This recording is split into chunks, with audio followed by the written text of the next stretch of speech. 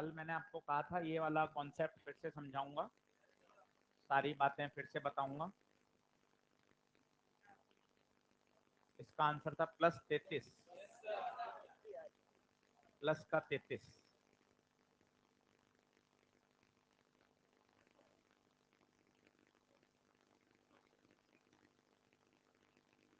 चलो जल्दी से फटाफट से एडजस्ट हो जाओ, क्लास नोट्स निकाल लो, कल का सवाल निकाल लो।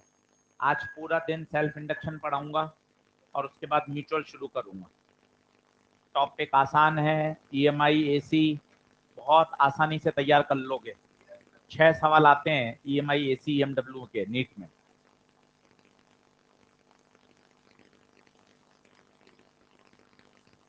चलें शुरू करें भाइयों, ठीक है, बिल्कुल टाइम पे शुरू कर लेते हैं। तो कल मैंने आपको कहा था ये वाली बात फिर सिखाऊंगा, तो वाली बात फिर सीखते हैं, सवाल को अभी छोड़ते हैं, थोड़ा कॉन्सेप्ट सीखते हैं। तो लिखिएगा कंसेप्चुअल पॉइंट, उसी के नीचे 4-6 लाइन छोड़ दो और लिखना शुरू करो। अब इंडक्टर को बैटरी से कैसे रिप्लेस करते हैं?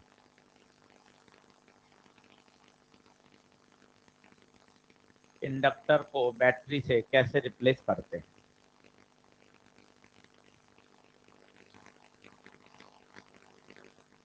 अभी सब लोग बोर्ड पे आराम से समझो, 15-20 मिनट में फ्लो बन जाएगा। अभी थोड़ा धीरे धीरे पढ़ा रहा हूँ, सभी लोग बोर्ड पे देखें। मेरे पास एक इंडक्टर है और इसमें करंट कांस्टेंट है।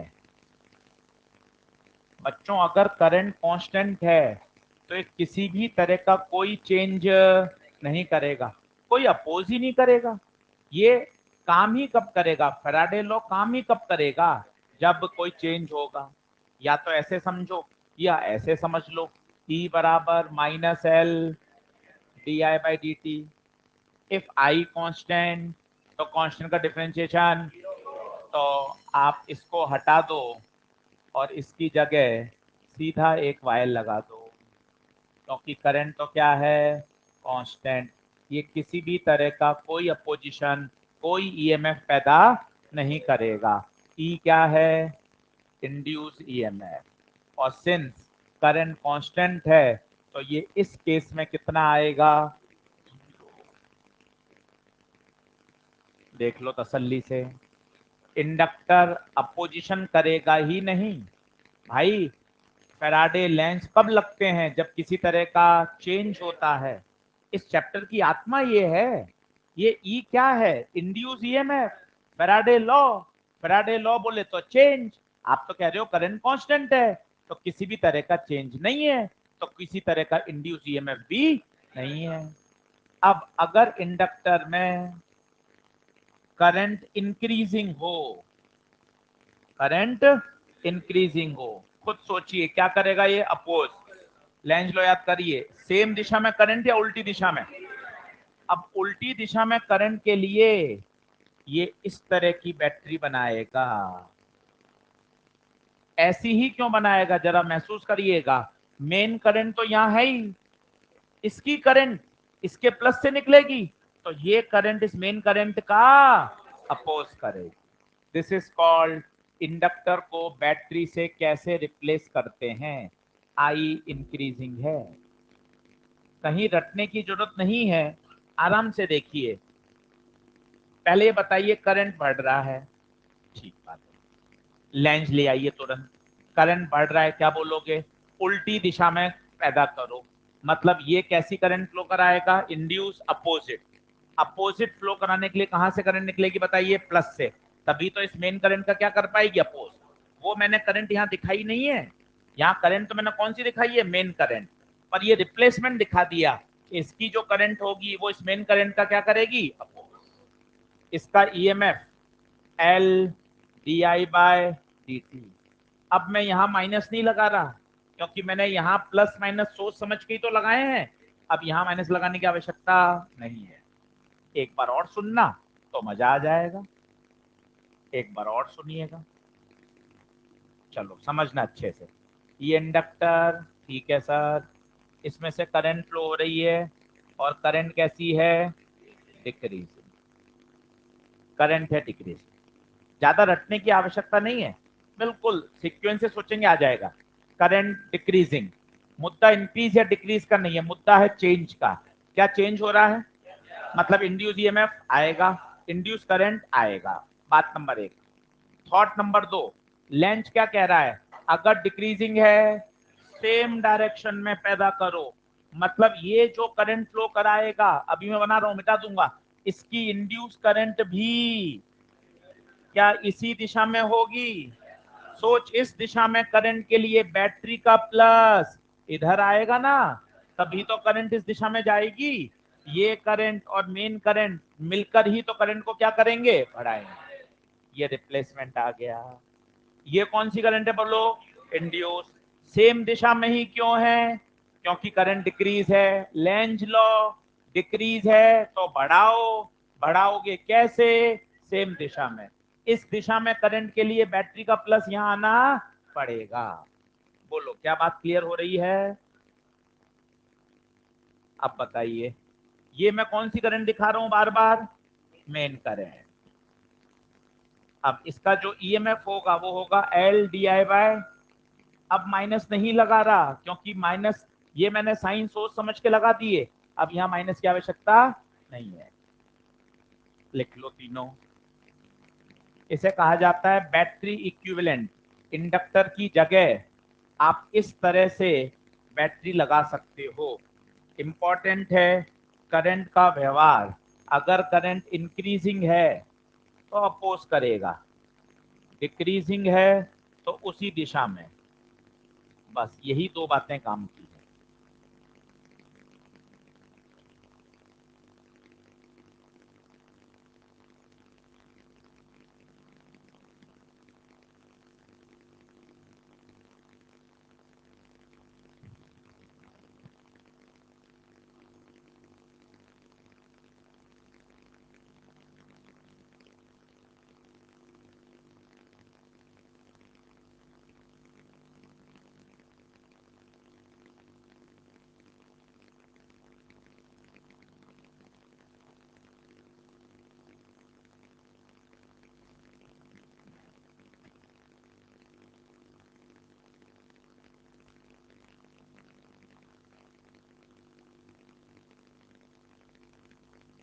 खुद सोचें, मेरे हिसाब से बिल्कुल रटने की आवश्यकता नहीं होनी चाहिए। घर पर एक बार और दो बार बना लिया तो याद हो जाएगा। एक बार थॉट प्रोसेस में तो लाओ। इंक्रीज है, लेंज कहेंगे, अपोज करो, उल्टी दिशा में करंट पैदा करो, बैटरी की पोलरिटी ऐसी बनाओ कि बैटरी से जो करंट निकले वो मेन करंट का अपोज करे। दो सही वाक्य बोलने हैं, सही वाक्य बोलते ही पकड़ में आ जाएगा। आशीष सर फिर यहाँ आपने माइनस क्यों नहीं लगाया? ये आपने प्लस माइनस पूरा दिमाग लगाकर सोच कर ही सेट कर दिया, अब माइनस क्यों लगाएंगे?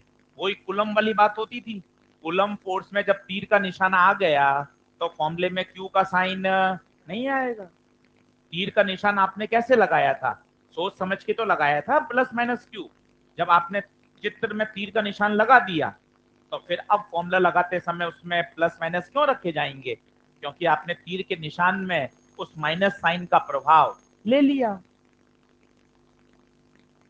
कंफ्यूज तो हम अपनी खुद की लापरवाही से होते हैं, बाकी सब्जेक्ट में कंफ्यूजन थोड़ी ना है। सब्जेक्ट तो बिल्कुल सीधा चल रहा है। अपन आधी आधी जनवरी से कंफ्यूज हो जाते हैं, अरे यार ये होगा ये होगा।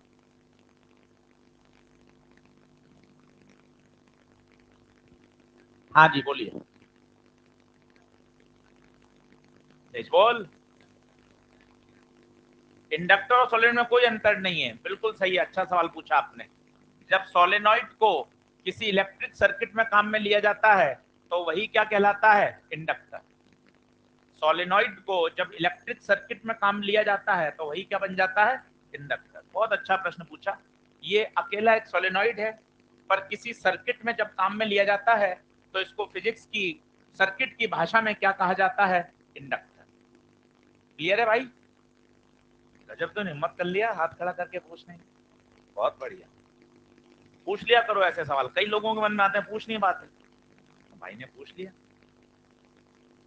चलिए बढ़ू आगे। जल्दी आओ। अब थोड़ा किरचॉफ लॉ लिखना सिखा रहा हूं, ठीक है, करंट इलेक्ट्रिसिटी का। जब करंट में पढ़ाऊंगा तब तो सिखाऊंगा ही, अभी 5 मिनट और सिखा रहा हूं। जल्दी आ जाए फटाफट, 1 मिनट बाद।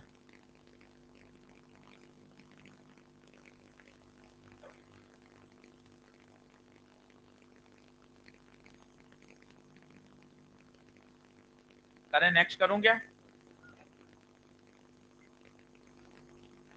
जल्दी बैठ जा पहले। देखें, आओ अब किरचॉफ लॉ लगाना सीखो भाई सब। जिनको आता है वो कल वाले सवाल कर पा रहे हैं, अब किरचॉफ लॉ लगाना सिखा रहा हूं।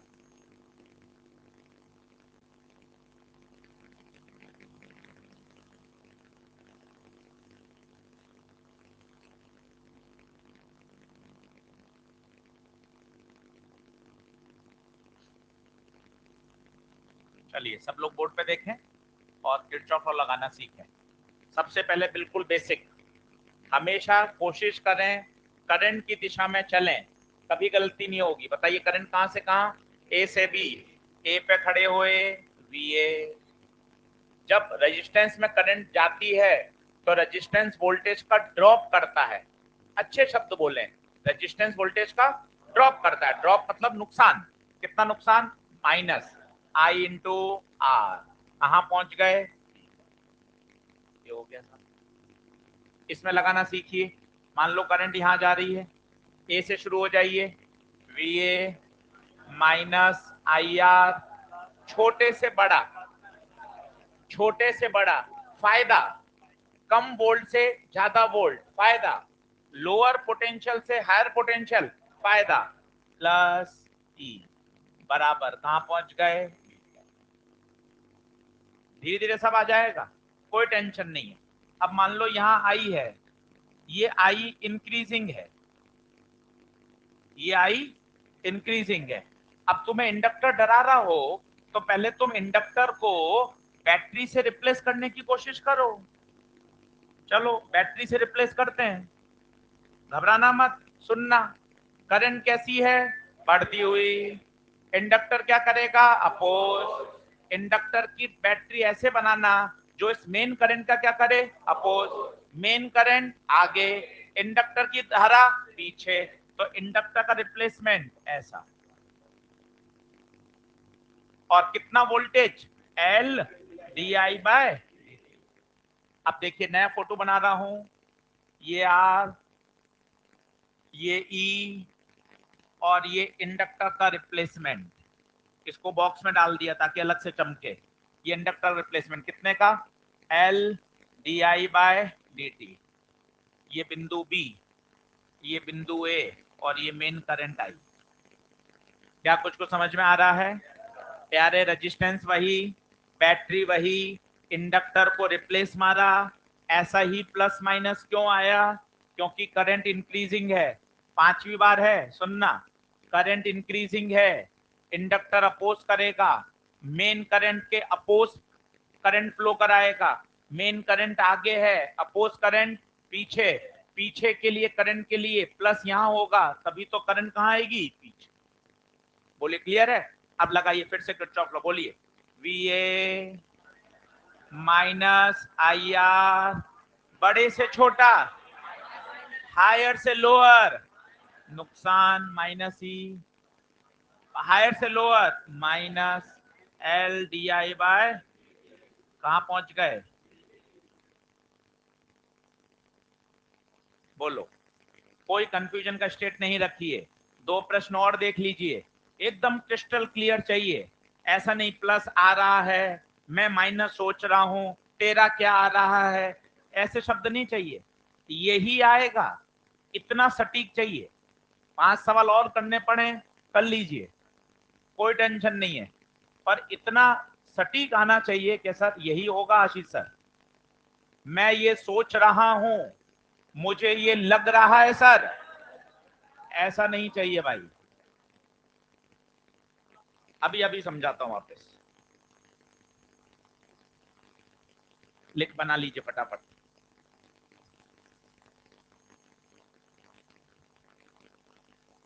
बातचीत बंद करें, पढ़ाई पर फोकस लाएं। जब जब रेजिस्टेंस में निकलेंगे करंट की दिशा में माइनस आई आर, रेजिस्टेंस हटा दीजिए हमेशा के लिए। बैटरी का सीधा है, बड़ी डंडी से छोटी डंडी, हायर से लोअर, हाई पोटेंशियल से लो पोटेंशियल, नुकसान माइनस। इंडक्टर का रिप्लेसमेंट, ये इंडक्टर का रिप्लेसमेंट, इसको अलग पेन से हाईलाइट कर लीजिएगा। ये इंडक्टर का रिप्लेसमेंट। इंडक्टर का प्लस इधर ही क्यों आया, ये समझ में आया? क्योंकि करंट कैसी थी, इंक्रीजिंग।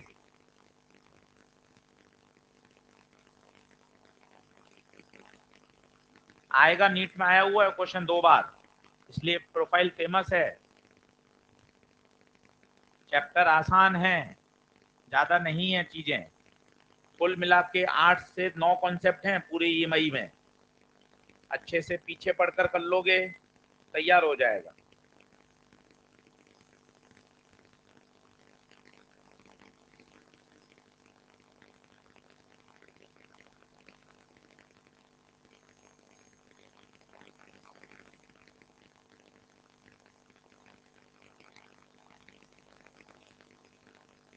बढ़े? अब क्यों आएगा? सारे साइन सोच तो लिए। क्यों आएगा? ये तूने प्लस माइनस किससे उसके लगाई वाले? नहीं नहीं, ये वाला प्लस क्यों सोचा तूने? इंक्रीजिंग के लिए तो सोचा है। ये वाले जो बैटरी के प्लस माइनस आए हैं, ये किसके हिसाब से आए? इंक्रीज डिक्रीज के हिसाब से तो आए। अब D I by D T का साइन थोड़ा रखेंगे, साइन नहीं रखा जाएगा, क्योंकि ये प्लस माइनस बैटरी की जो पोलरिटी अपने डेवलप करी वो इंक्रीज और डिक्रीज सोचने पर ही तो आई है। तो अब अपन को D I by D T का साइन नहीं रखना, क्यों रखेंगे अब? सही है। चलिए अब देखें, मैं इसको लिखा नहीं है क्या अभी? जल्दी आओ। अब उसको दो तरीके से करके बताता हूं, एक तो डायरेक्ट और एक बैटरी इक्विवेलेंट। किताबों में बैटरी इक्विवेलेंट से दे रखा होता है, तो आपको वो भी आना चाहिए, सीधी इक्वेशन लिखनी भी आनी चाहिए, दोनों ही सही है, जो आपको सही लगे।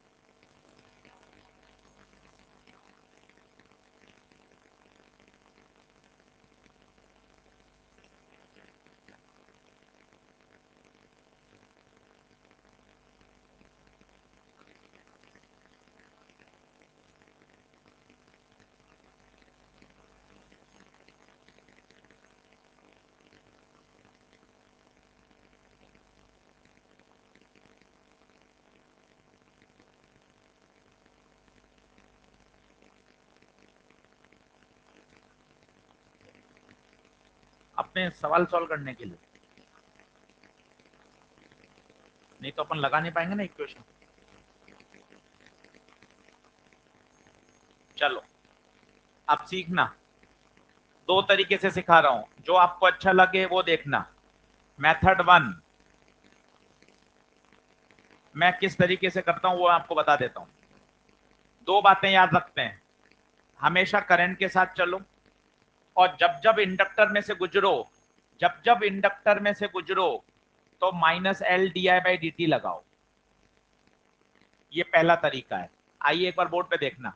चलो क्यू से चल रहा हूं, क्योंकि करंट कहां से आ रही है? क्यू से। सब लोग ध्यान देना, V Q minus I R छोटे से बड़ा प्लस 30 वोल्ट, इंडक्टर आते ही minus L D I by D T, कहां पहुंच गए? पी पर।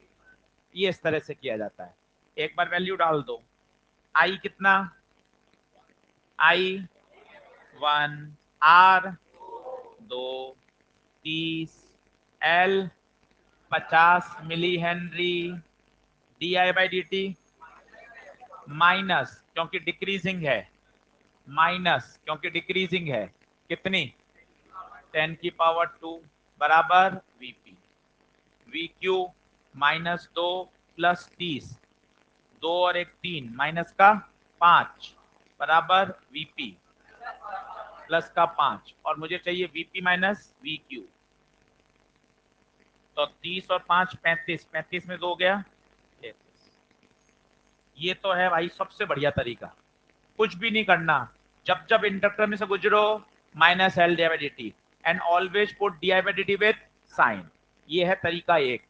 तरीका दो, किताबों में ऐसा दे रखा होता है, इंडक्टर को हटाओ, इंडक्टर को हटाओ, बैटरी लगाओ। सर उसी से कर लें, बिल्कुल, पर क्या प्रश्न कैसा भी बन सकता है, वो केवल इक्विवेलेंट डायग्राम ही आपसे पूछ ले कि इसका इक्विवेलेंट डायग्राम क्या होगा 4 ऑप्शन में, तो आना चाहिए अपन को। अब देखना, ये इंडक्टर, हाँ जी, करंट कहां से आ रही है, इधर से, कैसी है, डिक्रीजिंग। अब छठी बार हो रहा है भाई, देखना, current decreasing, inductor same direction या अपोजिट, सेम डायरेक्शन, तभी तो बढ़ेगा। सेम मतलब इसकी करंट भी इधर निकलनी चाहिए, देखो इसकी करंट भी इधर ही निकलनी चाहिए, तभी तो इस करंट को क्या करेगा, सपोर्ट। ये इंडक्टर हो गया।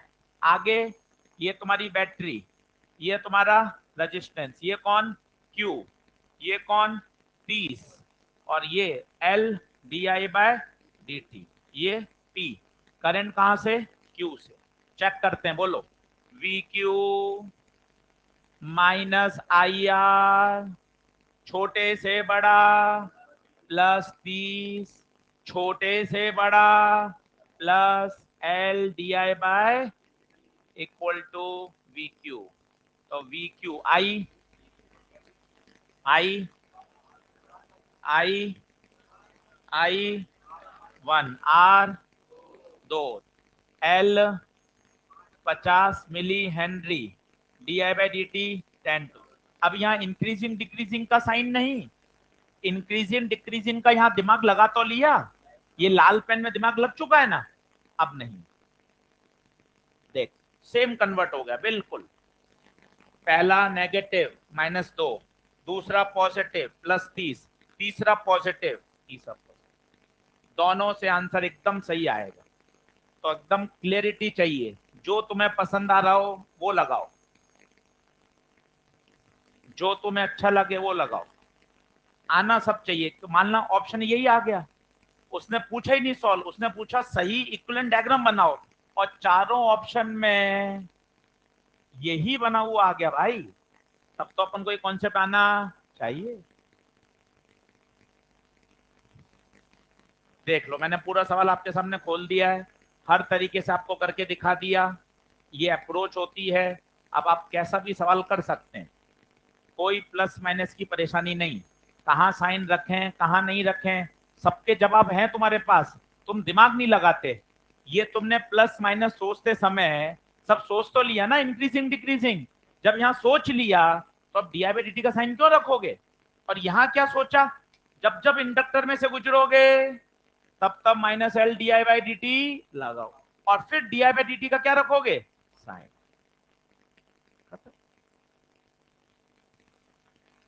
घर जाके फिर से पढ़ो, वीडियो को फिर से सुनो, अगर अटक रहे हो 2 सवाल और करो, यही तरीका है जीतने का। कहीं पीछे गिव अप करने का तो कोई है ही नहीं मामला, कम समझ में आया नहीं आया, ये बातें पुरानी है भाई। वीडियो है, 5 बार क्लास में समझाया तो 5 बार और सुन लेना, मना क्या कर रहे हैं। और अपन को पीछे थोड़ी ना हटना है, अपन को फाइट मारना है कि नहीं सर क्वेश्चन लगाएंगे बन जाएगी बात। उत्तर बताइए, प्लस का 33, बोलो बढ़े क्या आगे, जल्दी आ जाओ फटाफट।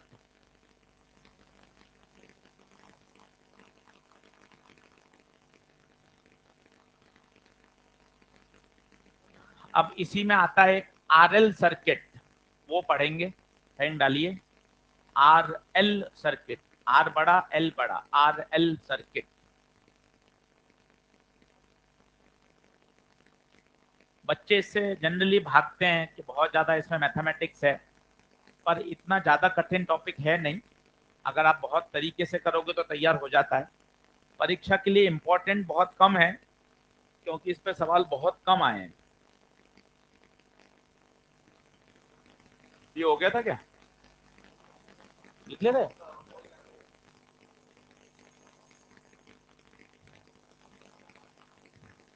लिखें आरएल सर्किट।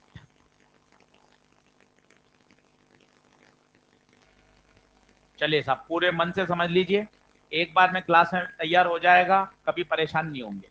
इसके दो पार्ट होते हैं। केस 1 पढ़िए, ग्रोथ, ग्रोथ ऑफ करंट। पढ़ा हुआ सबने है? ध्यान से थोड़ा सा एक बार और देख लीजिए, क्लियरिटी आ जाएगी।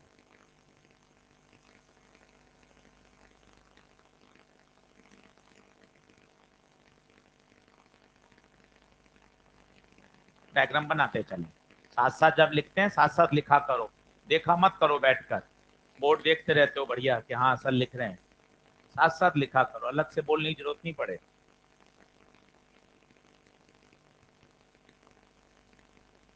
अब जैसे ही की को क्लोज करते हैं, सुनते जाओ, जैसे ही की क्लोज होगी सर्किट में करंट फ्लो ना शुरू होगी। करंट फ्लो होते ही इंडक्टर उस करंट का क्या करेगा? अपोज करेगा। क्या करेगा? अपोज करेगा।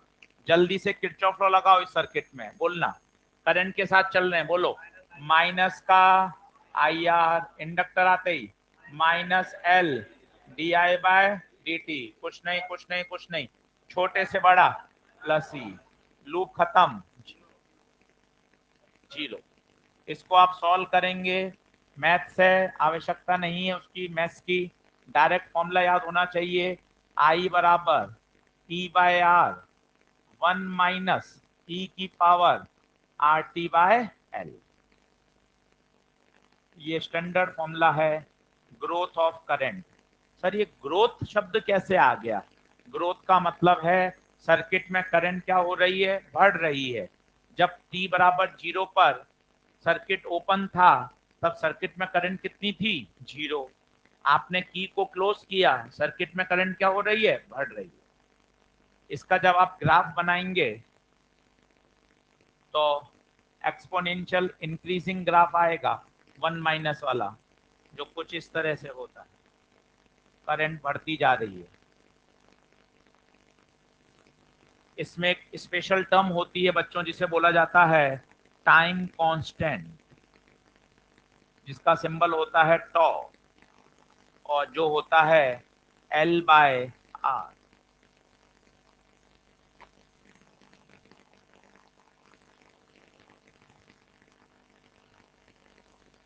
ज्यादा इंपॉर्टेंट क्यों नहीं है, पिछले 15 साल से नीट में प्रश्न इसमें 2 ही आए हैं।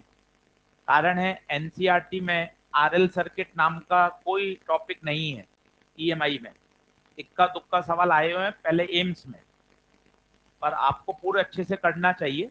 पर जब आप देखोगे तो आपको उसके क्वेश्चंस कम मिलेंगे, क्योंकि टॉपिक एनसीईआरटी में नहीं दिया हुआ है, जेई मेन में, और वहां तो पढ़ाया जाता है, पूरा उनके सिलेबस में है, मैथ्स में पूरा इंटीग्रेशन है।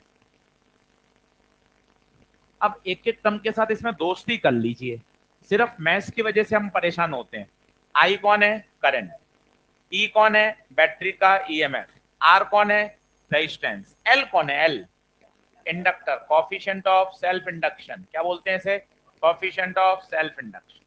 ये फॉर्मूला याद होना चाहिए। अब यहाँ 3 टाइम बड़े इंपॉर्टेंट होते हैं। कौन कौन से 3 टाइम, वो देख लीजिए। सबसे ज्यादा जिस पे सवाल पूछा जाता है, एक पूछा जाता है t0 पर, एक पूछा जाता है t इन्फानाइट पर, और एक t पूछा जाता है L बाय आर। t बराबर 0 को बोलते हैं just after the switch is close. लिखना शुरू कर लीजिए, just after the switch is close. t बराबर इन्फिनिटी को बोलते हैं after a very long time, after a very long time, जिसका दूसरा नाम है स्टडी स्टेट, स्टडी स्टेट। और t बराबर एल बाई आर को तो बोलते हैं टाइम कांस्टेंट।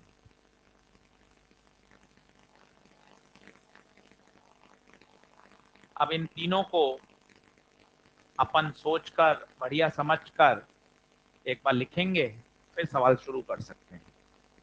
3 टाइम बड़े फेमस हैं, t बराबर 0, t बराबर इन्फिनिटी, और t बराबर L by R. Ashish sir ये एल बाई आर क्या है? अभी इस पर मैं बोलूंगा 10-15 मिनट, काफी सारी बातें, फिर आपको टाइम कांस्टेंट समझ में आ जाएगा। ये वाला फॉर्मूला याद होना चाहिए। कहां से आया, इसलिए मैंने आपको ऊपर किरचॉफ लॉ की इक्वेशन भी सिखाई कि इसको जब हम सॉल्व करते हैं इंटीग्रेशन से तो ये आता है।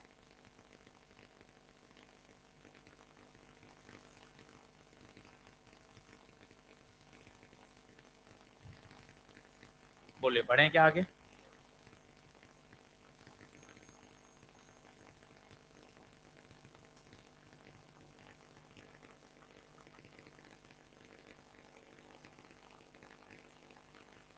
चलो अब आप खुद करना, मैं नहीं करा रहा। ये आपके पास एक्सप्रेशन है, 3 बार इस एक्सप्रेशन में एक बार टी जीरो रखना, एक बार टी इनफाइनाइट रखना, और एक बार टी क्या रखेंगे, एल बाय आर। अब सब साथ साथ करते हैं। सबसे पहले लगते हैं टी बराबर 0, केस 1। बढ़िया अच्छे से करना, पूरा फॉर्मूला हर बार लिखना, याद हो जाएगा। आई बराबर E by R 1 - e⁻rt/l। Put t बराबर 0, ई बाय आर 1 - टी 0 रखेंगे तो e⁻0। e⁻0 कितना होता है, 1, तो 1 - 1। तो टी बराबर 0 पे करंट कितनी आनी भी चाहिए थी। उस समय आपने स्विच को क्लोज ही किया था, उस समय सर्किट में फ्लो होने वाली करंट कितनी थी, 0। इसको एग्जाम में प्रश्न में कैसे करते हैं, जब भी टी बराबर 0 आए, इंडक्टर को हटाओ और वहां ओपन कर दो, ओपन कर दो। ओपन करने का मतलब क्या बोल रहा हूं, ये आरएल, ये आपकी बैटरी, टी बराबर 0 पर जब भी सर्किट बनाना हो, इंडक्टर को ओपन कर दो। ये इंडक्टर के टर्मिनल को खोल के हटा दिया। खुद बताइए सर्किट में करंट कितनी आएगी, सर्किट में करंट 0, क्योंकि आपने यहां से सर्किट को ओपन कर दिया, करंट 0। 2 मिनट रुक रहा हूं, यहां तक की बात को फिर समझाता हूं। ये तो है मैथ्स, मैथ से करंट 0। ये सवाल करने की अप्रोच कि जब भी टी बराबर 0 पर आए, इंडक्टर को क्या कर दीजिए, ओपन।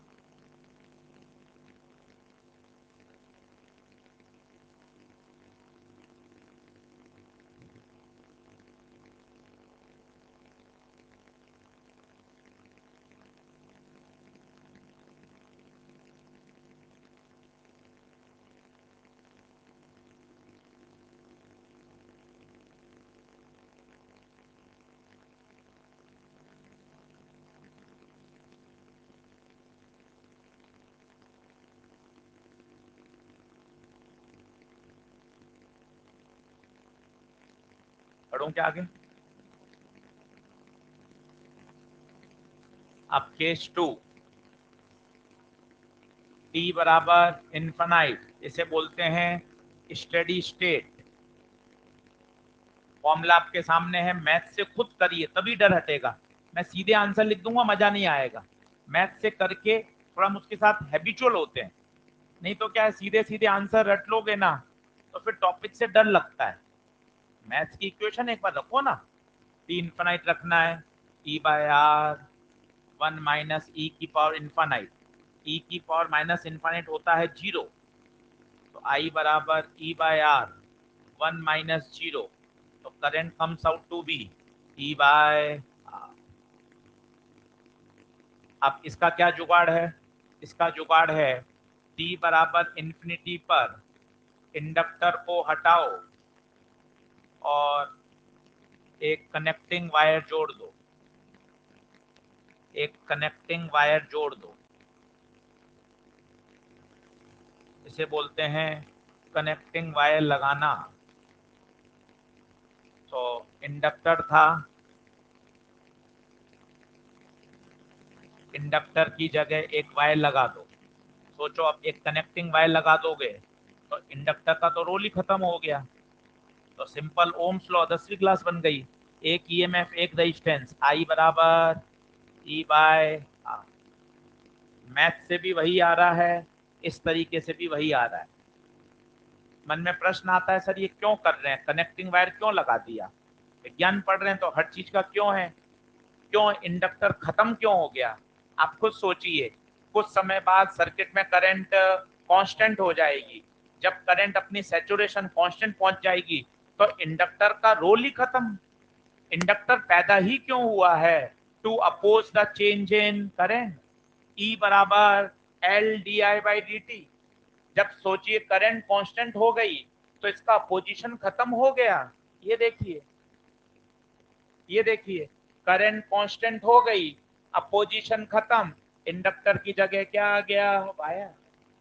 सब कॉन्सेप्ट मिले हुए हैं, कहीं हवाबाजी कुछ भी नहीं है, सब चीजें जुड़ी हुई हैं कि after a very long time circuit में करंट कांस्टेंट हो गई, करंट कांस्टेंट हो गई, इंडक्टर का कोई अपोजिशन नहीं, inductor act as a connecting wire, कोई अपोजिशन नहीं है, किसी तरह का कोई अपोजिशन नहीं है, करंट कांस्टेंट है। टी बराबर इन्फिनिटी पर इंडक्टर को हटाओ, कनेक्टिंग वायर लगाओ। जब इंडक्टर हट ही गया तो ये 10वीं क्लास का सवाल बन गया। बच्चे सवाल को छोड़कर आते हैं, जबकि ये सवाल तो सबसे आसान है। आपको डर लग रहा है कि मैं आरएल सर्किट कैसे करूंगा। भाई ये आरएल सर्किट रहा कहां? ये भी इंडक्टर हट गया तो क्या बचा? बैटरी और रेजिस्टेंस। ये भी इंडक्टर हट गया तो क्या बचा? बैटरी और, बोले तो 10वीं क्लास रही ना। साइकोलॉजिकल आपको लगता है यार आरएल सर्किट है कैसे करूंगा, थोड़ा दिमाग लगाओ ना भाई। आरएल सर्किट बचेगा ही नहीं, क्योंकि इंडक्टर तो वहां से हटेगा ही, या तो ओपन होगा या शॉर्ट होगा। जब इंडक्टर हट गया तो प्रश्न में दिखेगा क्या? केवल बैटरी और केवल रेजिस्टेंस। सवाल 10वीं क्लास का हो जाएगा। अभी करके देखना 5 सवाल, आपको अपने आप कॉन्फिडेंस आएगा। और तीसरा समय खुद रखो, टी बराबर एल बाय आर, टी बराबर एल बाय आर, खुद रखो, फिर आंसर आएगा, वहां से देखेंगे। तीसरा लिखना रह गया, कोई बात नहीं, घर पे लिखना, थोड़ा तेज लिखो, 2 लाइन छोड़ दो अब। आई बराबर E by R, 1 - e⁻rt/l। PDF करवा देंगे अरेंज आज, ठीक है। r/l, टी की जगह डाल दो वैल्यू, l/r, l से r से r, e⁻−1, e/r, 1 - 1/e, 1/e 0.37। Sir ये ई परेशान कर रहा है, ई का डर हटा लो, e⁻0, e⁻−इनफाइनाइट, e⁻इनफाइनाइट, e⁻1, 1/e, यही आएंगे। एक बार लिख के हटा दो। ये केमिस्ट्री में भी काम आएगा, केमिकल इक्विलिब्रियम, आयनिक इक्विलिब्रियम में क्वेश्चंस आती हैं। फिर आपके मॉडर्न फिजिक्स में रेडियो एक्टिविटी में काम आ जाएगा, कैपेसिटर में चार्जिंग डिस्चार्जिंग में काम आ जाएगा। तो हर बार भागना क्यों इनसे, एक बार डर हटा दो। e⁻0 1, e⁻इनफाइनाइट इनफाइनाइट, e⁻−इनफाइनाइट 0, e⁻1 2.73 होता है, ऐसे जरूरत नहीं पड़ती ज्यादा, 1/e पड़ती है। 1/e कितना? 0.37, इसको लिख लो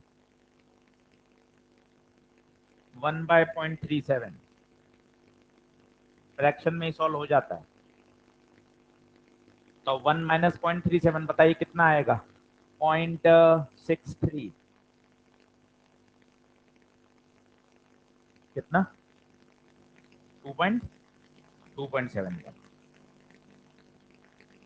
अब ये देखिए, यहां पूछा जाता है कि टाइम कांस्टेंट क्या है, तो आपको बोलना चाहिए टाइम कांस्टेंट एक ऐसा टाइम है जब करंट अपनी मैक्सिमम करंट की कितना परसेंट हो गई? 63%। अब उस ग्राफ को मैंने पूरा नहीं बनाया था, अब इसमें मैं टाइम कांस्टेंट दिखाता हूं, आपको बढ़िया लगेगा कि टाइम कांस्टेंट क्या है। एक बार यही सवाल बन गया तो टाइम कांस्टेंट एक ऐसा टाइम है जब करंट अपनी मैक्सिमम वैल्यू की कितने परसेंट आ गई? 63%। बस इतनी जानकारी याद रखनी है, अब सारे सवाल आप कर सकते हो।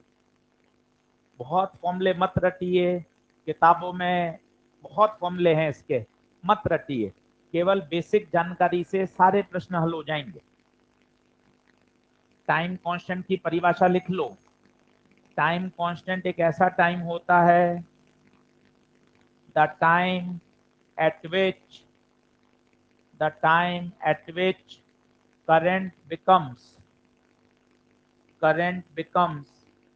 63% of its initial maximum value. Current becomes 63%, 0.63 को 100 से गुणा करेंगे तो 63 हो जाएगा। 63% ऑफ इट्स मैक्सिमम वैल्यू।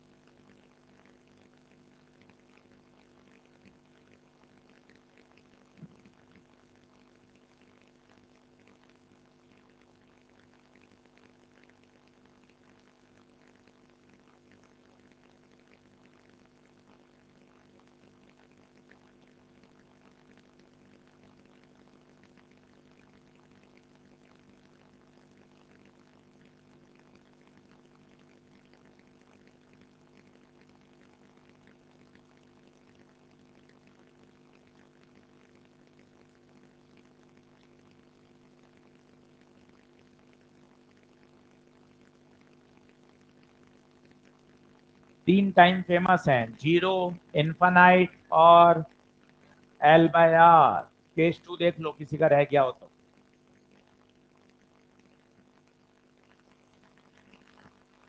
तीन टाइम सबसे फेमस हैं, 0, इन्फानाइट, L/R। उसमें भी दो सबसे ज्यादा पूछे जाते हैं, 0 और इन्फानाइट।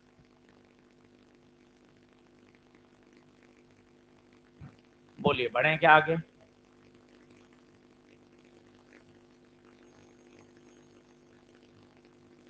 इस स्लाइड में कुछ है तो देख लो।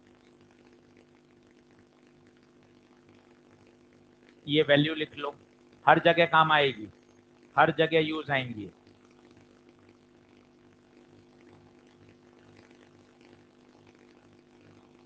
बढ़े आगे? अब इसका डर हटाते हैं प्रश्न करके। अब इतनी सारी बातें कैसे याद की जाए? एक स्लाइड, दो, तीन। अब इन तीन स्लाइड का पहले लिखाता हूं कंक्लूजन। यार परीक्षा में मुझे कितना याद रहे, केवल 4 स्टेप याद करने पर मेरा काम चल जाएगा। तो पहले लिखिए कंक्लूजन या की आइडिया, की नोट, की आइडिया। उसके बाद क्वेश्चंस करेंगे। अब क्योंकि ना जिस टॉपिक से डर लगता है उसमें ज्यादा मेहनत करिए। पूरा पढ़ लिया, अब उसका कंक्लूजन तैयार करिए, यार मैं क्या बात याद रखूं जिससे मेरा सवाल सॉल्व हो जाए। तो आरएल सर्किट साथ साथ लिखते जाइए। आरएल सर्किट, एक तो इसका स्टैंडर्ड फॉर्मूला याद होना चाहिए, E/R 1 - e⁻RT/L। ये सर ये कब काम में आएगा? वो कहेगा 2 सेकंड पे करंट बताओ, 1 सेकंड पे करंट बताओ, 10 सेकंड पे बताओ, तब भाई यही फॉर्मूला बचा पाएगा। किसी पर्टिकुलर इंस्टेंट पे करंट, तब यही फॉर्मूला बचाएगा। I = E/R 1 - e⁻RT/L। इस फॉर्मूले का उपयोग बताओ। इस फॉर्मूले का उपयोग है जब वो किसी पर्टिकुलर मोमेंट पे करंट पूछे, किसी पर्टिकुलर मोमेंट पे पूछे। याद करिए, मैक्सिमम करंट E/R, तो कुछ किताबों में E/R को लिख देते हैं I0, कुछ किताब में इस E/R को लिख देते हैं I0, मैक्सिमम करंट। एक बार एम्स में पूछा गया, rate of change of current बताइए। अब rate of change of current का मतलब क्या? DI/dt। एक बार बोर्ड पे देखिए, एक बार बोर्ड पे देखिए, मैथ सीखिए। आई नॉट ऐसा का ऐसा, 1 का डिफरेंशिएशन 0, एक्सपोनेंशियल का वही होता है minus R T by L. और जिसको भी माना उसका एक बार और किसका होगा, minus R by L, t का टी के रेस्पेक्ट में 1। अब देखिए कुछ कटा क्या, आई नॉट की जगह रख दीजिए E by R, minus minus plus, E की power minus R T by L, R by L, R से आर, तो ये आ गया ई बाय एल, ई की power minus R T by L. ये कहलाता है बच्चों rate of change of current. याद करना मुझे नहीं लगता आवश्यक है, परीक्षा में मैथ्स करिए, बहुत ज्यादा मत रटिए, कुछ स्टैंडर्ड फॉर्मूले होते हैं, अब ये रटने कहाँ जरूरत है। Rate of change of current आया, आई याद था, D I by D T निकाल लिए। क्योंकि 10-12 बार सवाल आया हो ना, तो हम आपको बोल भी दें कि यार ये याद करो। 15-15, 20-20 साल में एक क्वेश्चन आया है, आप पुराने पेपर देखो, एनसीईआरटी में टॉपिक ही नहीं है, तो आप उसमें 15 फॉर्मूले याद करके क्या महानता है। इतना याद तो हम किसी दूसरे में करेंगे ना भाई, ऑप्टिक्स में करेंगे, मॉडर्न में करेंगे, वहां 6-6 क्वेश्चन आते हैं।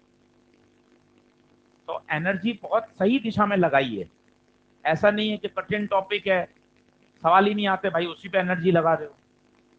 एनर्जी बहुत डायरेक्शनल लगाइए तब मजा है। ये है rate of change of current. अब दो बातें याद रखें, टी बराबर 0 आए तो बोलो क्या करोगे, इंडक्टर को हटाओ और सर्किट को क्या कर दो वहां से, ओपन। टी बराबर इंफिनिटी पे बोलो इंडक्टर को हटाओ और कनेक्टिंग वायर लगाओ। बस इस स्लाइड से आपके सारे क्वेश्चन सॉल्व हो जाएंगे। 7-8 में आपको करके दिखाता हूं, बाकी मॉड्यूल और ईएलपी में होंगे। कल ईएलपी डिस्ट्रीब्यूट करवा देंगे इसकी, 6-7 लेक्चर हो चुके हैं, प्रैक्टिस भी हो गई है, अब ईएलपी अपन शुरू कर सकते हैं।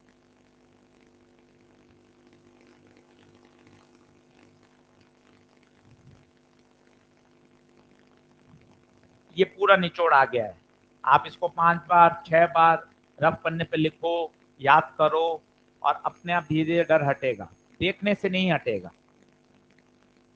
लिख लिख कर याद करना पड़ता है। टी बराबर 0 पर इंडक्टर को हटाओ, ओपन करो, इन्फिनिटी पर इंडक्टर को हटाओ, कनेक्टिंग वायर लगाओ। बीच में अपने आप क्यों भी लगा दिया करो, क्यों लगाएं भाई कनेक्टिंग वायर, तो तुरंत आंसर भी आना चाहिए। करंट कांस्टेंट हो जाएगी तो D I by D T 0 हो जाएगा, फैराडे लॉ लगेगा ही नहीं, अपोजिशन होगा ही नहीं, इंडक्टर बेकार है।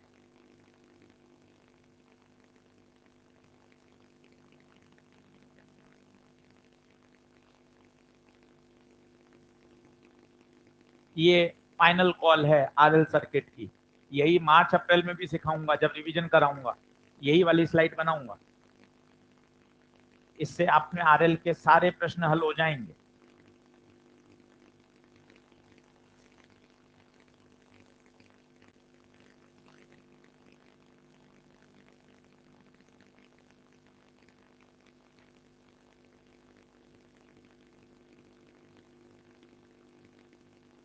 बड़े आगे आप क्वेश्चन करके देखें, देख लो तसल्ली से, बराबर आ जाओ। ये कौन है बोलो, करंट। ये कौन है, rate of change of current. ये वाला याद करने का कब जरूरत पड़ेगी, जब वो किसी मोमेंट पे पूछे, फाइंड करंट एट टी बराबर 5 मिली सेकेंड, तब तो यही लगाना पड़ेगा। 90% सवाल इसके होते हैं। 0 पर ओपन करो, इन्फिनिटी पर कनेक्टिंग वायर लगाओ, 10वीं क्लास का सवाल बन जाएगा। बोलो तैयार हो, करें 5 सवाल। चलो अब ये पार्ट 1 हुआ है, पार्ट 2 और है, ये ग्रोथ है, फिर पढ़ेंगे डीके। पहला सवाल,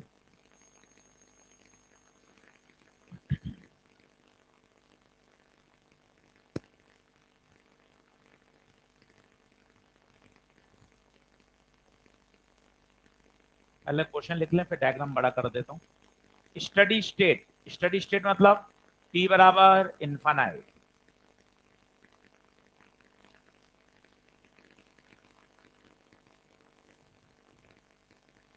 मैं आपको फिर बता रहा हूं, 10वीं क्लास का सवाल है। अगर आपने सही समझ लिया तो आरएल से जितना डर है उतना ही बढ़िया पढ़ी है यार, एक भी सवाल गलत नहीं होता। बच्चे कहते हैं आरएल पढ़ूं नहीं पढ़ूं, आरएल कठिन है। अरे भाई उस पर मेहनत कर के एकदम आसान हो जाए, कि आरएल तो पढ़ना ही है।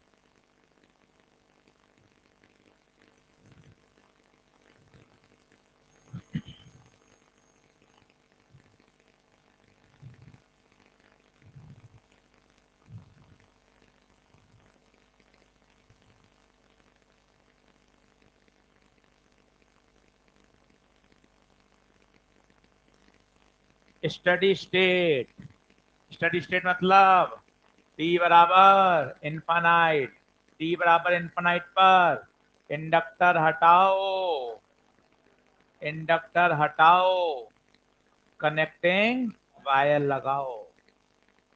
मैं आपको कह रहा हूं 10वीं क्लास का सवाल बनेगा, और एक बार नहीं 8 सवाल करके आपको दिखाऊंगा। 8वां बार वो 10वीं क्लास का सवाल बन जाएगा। कनेक्टिंग वायर लगा दो, थोड़ा जूम कर देता हूं, देख लीजिए।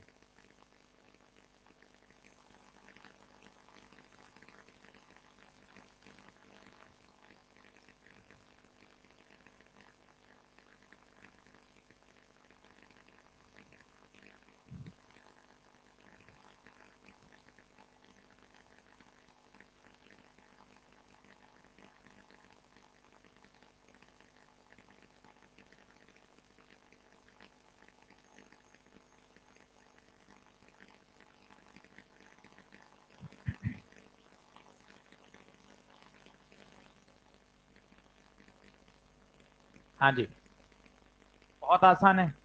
अब हमेशा नया डायग्राम बनाओ। इंडक्टर को हटाया, नया फोटो बना दो फटाफट। ये 30 वोल्ट, ये 2 ओम, ये शॉर्ट लगाएंगे इधर, ये 3 ओम, यहाँ भी शॉर्ट, फिर से 3 ओम, और ये वापस 3 ओम। चलो 10वीं क्लास बोलो, 3 3 3 पैरेलल में, 1/3 1/3 1/3, कितना, R 1 ओम। तो ये 30 वोल्ट, ये 2 ओम, यहाँ 1 ओम, तो 2 और 1 3। ओम्स लॉ, V बराबर IR, V 30, I R 3, I 10। आपको कह रहा हूं मैं 10th क्लास है, कुछ भी नहीं लगेगा EMI AC का, 10th क्लास है।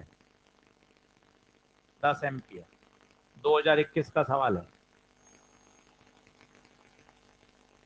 नीट में तो है ही नहीं, आए ही नहीं 15 साल से, इसलिए सारे जेई मेन के और एम्स के लिए हैं क्वेश्चन, ताकि आपको आइडिया लग जाए किस तरह के आते हैं। नीट में तो आया ही नहीं है क्वेश्चन।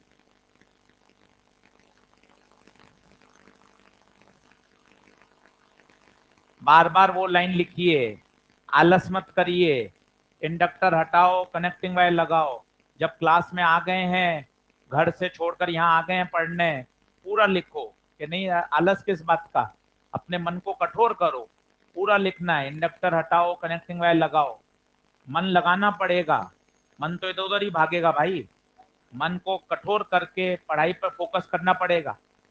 अगले 7 8 महीने पढ़ लेंगे, अच्छे कॉलेज में एक बार एंटर हो जाएंगे, चीजें एक सही डायरेक्शन में आ जाएंगी। इंडक्टर हटाओ, क्या लगाओ, कनेक्टिंग वायर। ऑप्शन बताइए 10। जल्दी आओ, फटाफट लिखो। अब इसमें क्या नोट कर रहे हो, पूरा नकल मारना।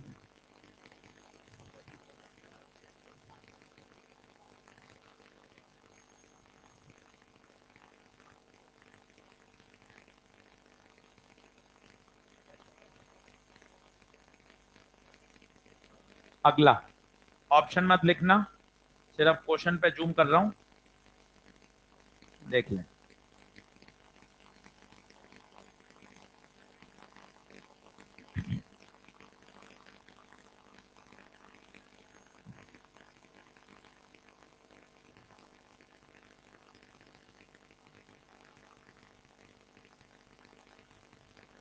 खुद करो, 5 सवाल 8 सवाल करके डर हटा दो। कि सर आरएल सर्किट का सवाल आने दो सर, इस तरह से अप्रोच आ जाएगी। पर प्रैक्टिस चाहिए, घर जाके पढ़ाई करो, रोज का रोज होमवर्क, रोज का रोज क्लास नोट्स का रिवीजन, वो जरूरी है। अब बताइए, दो जगह जब आप ऑप्शन देखें तो ऑप्शन पे देखने में पता चल रहा है t बराबर 0 पे भी करंट पूछी है, t बराबर इन्फिनिट पे भी पूछी है। देख लीजिए, ऑप्शन से पता चल रहा है t बराबर 0 पे भी और t बराबर इन्फिनिट पे भी। तो कितनी बार करेंगे? 2 बार। दो सर्किट बनाना, इसी में काटा कूटा नहीं, दो। एक बार t बराबर 0 पे बनाना, उसमें इंडक्टर को क्या कर देना? ओपन। और एक बार t बराबर इन्फिनिट पे बनाना, उसमें इंडक्टर को शॉर्ट। 10वीं कक्षा का सवाल बनेगा, ये बात मान के चलो। सर इस वाक्य का क्या मतलब है 10वीं कक्षा का सवाल बनेगा? क्योंकि जब इंडक्टर हट गया तो बेटे सर्किट में बचा कौन? बैटरी और रेजिस्टेंस। बैटरी और रेजिस्टेंस मतलब 10वीं क्लास ओम्स लॉ।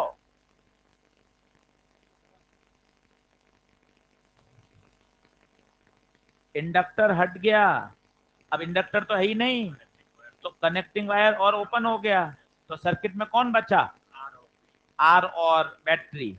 तो सीधा सवाल बन गया, करंट इलेक्ट्रिसिटी।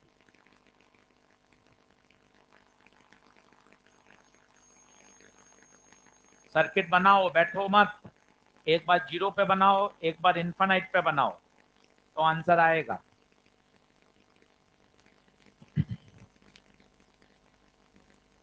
जीरो पर तो बैटरी की को बंद कर दिया, इंडक्टर ओपन। बताओ क्या R1 में करंट जाएगी क्या?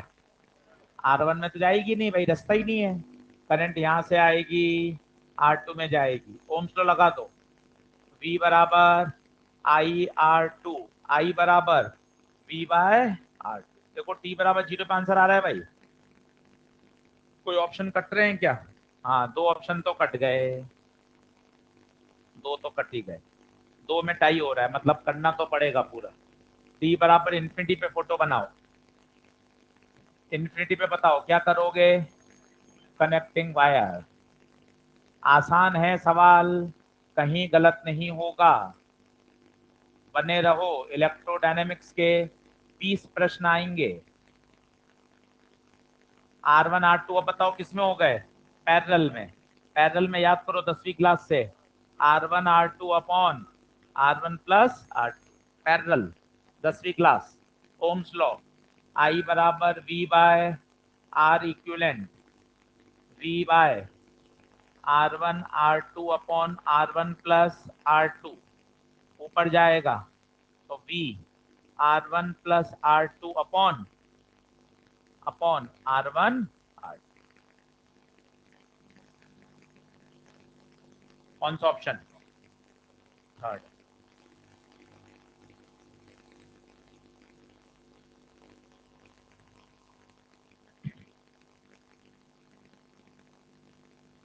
घर पर भी मौका है, यहीं बढ़िया समझ में आ रहा है। सोचो घर पे पढ़ लोगे तो हालत और अच्छी हो जाएंगी। ये तो आप सोच ही नहीं रहे हो, क्लास में पूरा पूरा समझ में आ रहा है, तो घर पे पढ़ के तो और बढ़िया हो जाएगा। सब्जेक्ट आसान है, आसान करना है, इसी मुहिम में लगे हुए हैं। यार 5 7 साल 8 साल खूब मेहनत करके इतना सिंप्लीफाई कर दो सब्जेक्ट को, नोट्स को, क्वेश्चंस को, कि हर बच्चा फिजिक्स पढ़ सके। भागना नहीं है फिजिक्स से, सिंप्लीफिकेशन, ऑर्गेनाइज नोट्स बन जाएं। अभी नोट्स बन जाएंगे, ये आगे से आगे जेरोक्स होते जाते हैं, आसान होती जाती है दुनिया लोगों की, जेरोक्स होते जाएंगे। पढ़िए, इतने सिस्टमेटिक नोट्स हैं, पढ़कर ही समझ में आ जाता है। तो ये आगे से आगे बात चलती जाती है, तो आसान होता है। चलिए, बात क्लियर है क्या? बढ़ूं आगे? जल्दी आओ, फटाफट।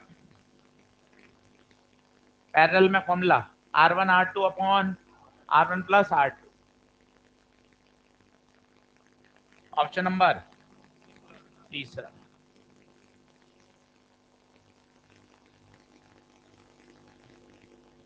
थोड़ा सा कठिन कर रहे हैं, थोड़ा सा कठिन कर रहे हैं। चलिए लिखें,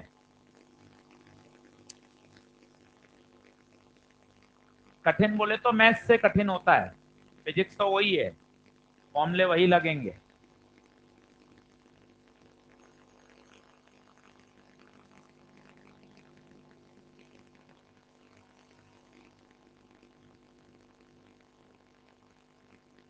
सारी प्रैक्टिस क्लास में करा रहे हैं, घर जाके अच्छे से इसी को तैयार कर लें। सारे क्वेश्चन जेई मेन के, पुराने पेपर के, एनसीईआरटी के, जहां जहां जिस क्वेश्चन की जगह है उसको वहां सिस्टमेटिक ले रहे हैं, ताकि आप इसको अच्छे से तैयार कर सकें। पूरा पूरा क्वेश्चन लिखिए।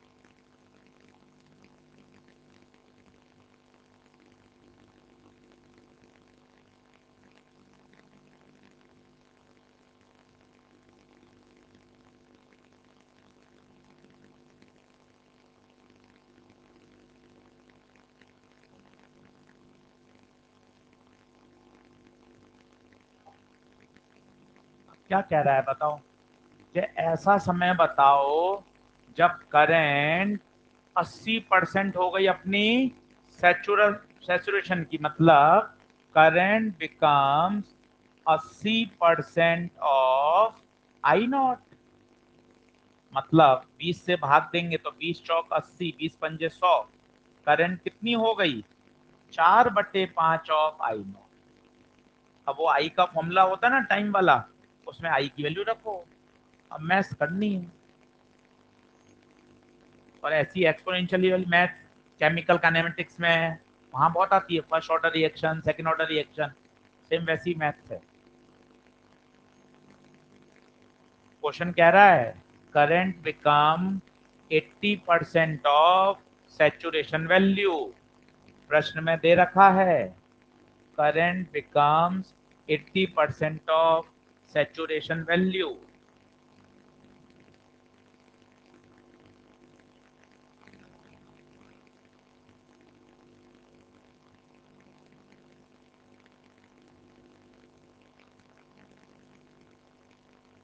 मैथ्स लगाओ, देखो आई का फॉर्मूला बोलो, आई नॉट 1 - e⁻⁻RT/L। आई की जगह 4/5 आई नॉट, सब हो जाएगा, कहीं दिखने में कठिन है, सब हो जाएगा। ये कटा 4/5, इसको इधर ले जाओ, उसको उधर ले जाओ, e⁻⁻RT/L 1 - 4/5, e⁻⁻RT/L, एक में से 4/5 गया तो 1/5।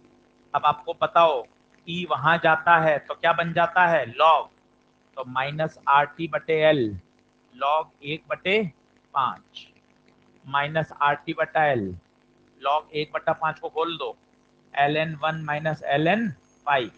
अब वैल्यू डाल दो, आर की वैल्यू है क्या 0.9, टाइम पता नहीं, एल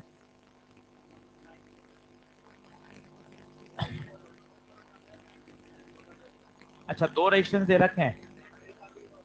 अच्छा कॉइल का भी है और बैटरी का भी है, तो दोनों ऐड हो जाएंगे, दोनों ऐड हो जाएंगे ना सर्किट में, देखो ना, कॉइल का भी है, कॉइल का भी है और बैटरी का भी है, तो दोनों ऐड हो जाएंगे ना, कितना हो जाएगा टोटल 1।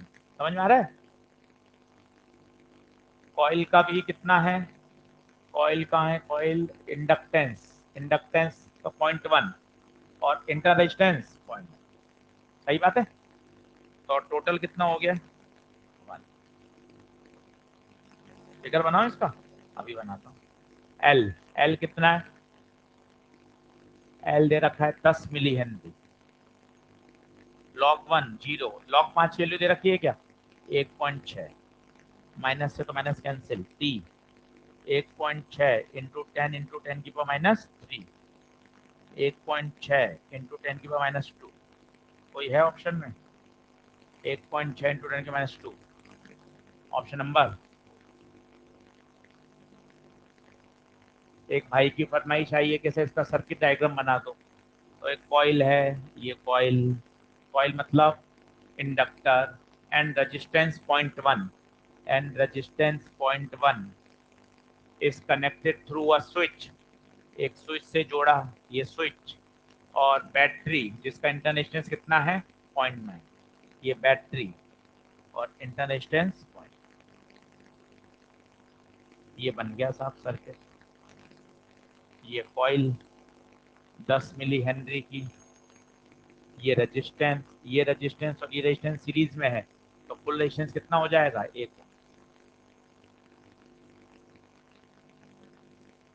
नीट में नहीं आया है, ये तो मैं आपको 5-7 सवाल करा रहा हूँ ताकि एक दिमाग में क्लियरिटी आ जाए कि हाँ इन केस आ जाए तो अपन को आने चाहिए, इसलिए सारे जेई मेन के क्वेश्चन करा रहा हूँ आपको कि अपन को घर पे तो हाथ पैर नहीं मारने पड़े कि यार कहाँ से करें प्रैक्टिस के सवाल। नीट में तो आया ही नहीं है, आएगा भी नहीं ये नहीं कह सकते, इसलिए अपन तो तैयारी पूरी कर रहे हैं, सारे क्वेश्चन हर तरह का कॉन्सेप्ट जेई मेन के पुराने सारे सवाल कॉपी में आ जाए। थोड़ी सी इसमें मैथ्स ज्यादा थी, बाकी कठिन नहीं है। ये 0.1 रेजिस्टेंस और ये 0.9 इंटरनल दोनों क्लब हो जाएंगे तो कितना हो जाएगा 1 ओम। ऑप्शन कौन सा?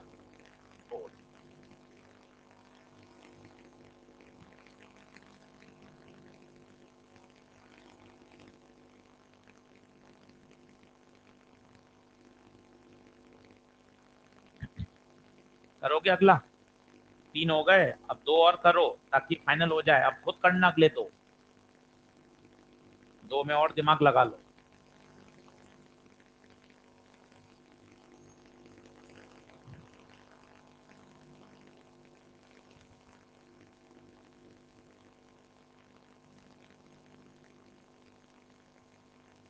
करो नेक्स्ट करो।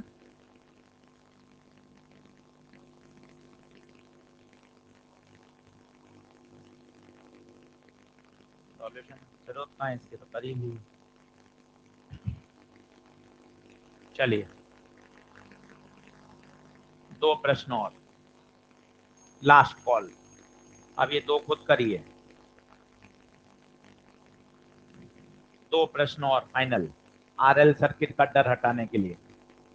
A coil of 10 Henry inductance, 5 ohm resistance, 5 volt battery. Calculate the current 2 second after. अब सोचिए 2 सेकेंड, तो ओरिजिनल फॉर्मूला लगाना पड़ेगा। क्वेश्चन पूरा लिखो, खुद करो। तो क्या कॉपी में अपने पास 6-7 सवाल आ गए आरएल के, यार ये 6-7 सवाल कर लिए, अपना आरएल सर्किट पूरा तैयार हो गया। ऐसे एक टॉपिक के पीछे पढ़ना है, और मैंने आपको कहा इस अंदाज में कोई भी टॉपिक पढ़ लोगे वो टॉपिक आपका हो जाएगा तैयार, कहीं हवाबाजी की जरूरत ही नहीं है, बहुत बेसिक फंडामेंटल लेवल पे सब तैयार हो जाएगा।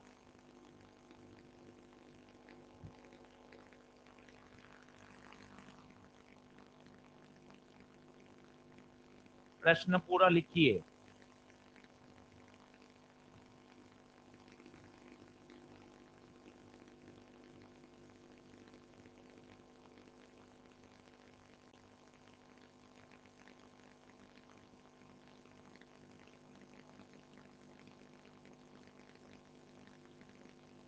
कौन सा ऑप्शन आ रहा है? कोई सेकंड आ गया? आई बराबर ई बाय आर 1 - RT/L। अब देखो आप 7वीं बार लिख रहे हो, याद हो गया, 10 बार और लिखोगे याद ही हो जाएगा। ई कितना? 5 volt, R 5, R 5, time 2 second, L 10। भाई कैलकुलेशन भी बढ़िया है, सभी कट रहा है। 5 5 कटा, 5 दूना 10, e⁻⁻1 है कोई ऑप्शन ऐसा? देखो तो कौन सा मिल रहा है, ऑप्शन नंबर सेकंड मिल रहा है। ठीक है, सेकंड। कैलकुलेशन भी नहीं करनी भाई, पूरा वैसा ही आंसर दे दिया उसने।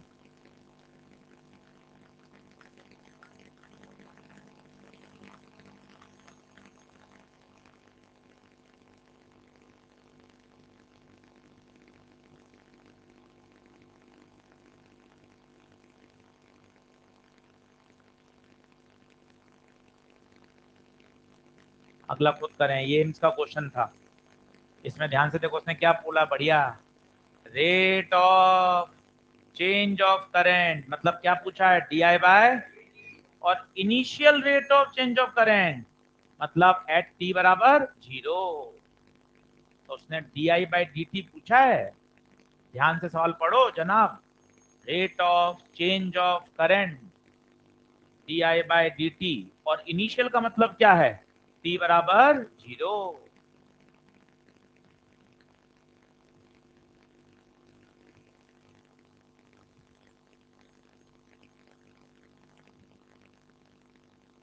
कितना आंसर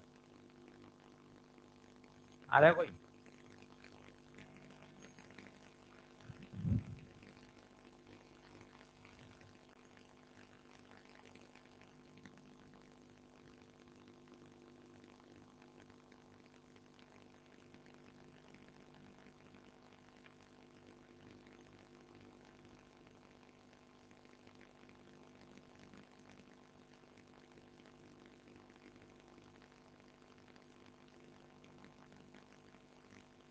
सही है।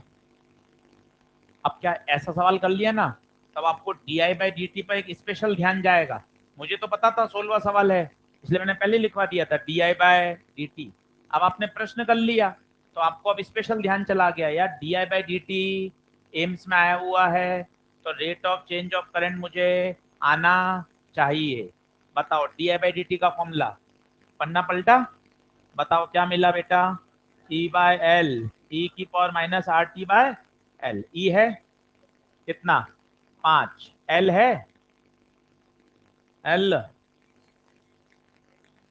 20, ई की power R T by L, ये तो टी जीरो रखना है।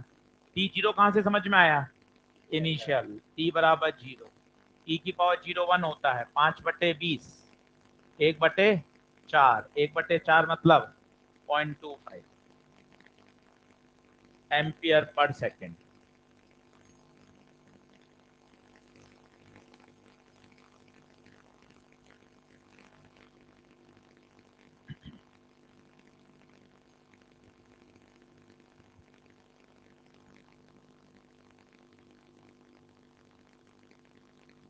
सही है।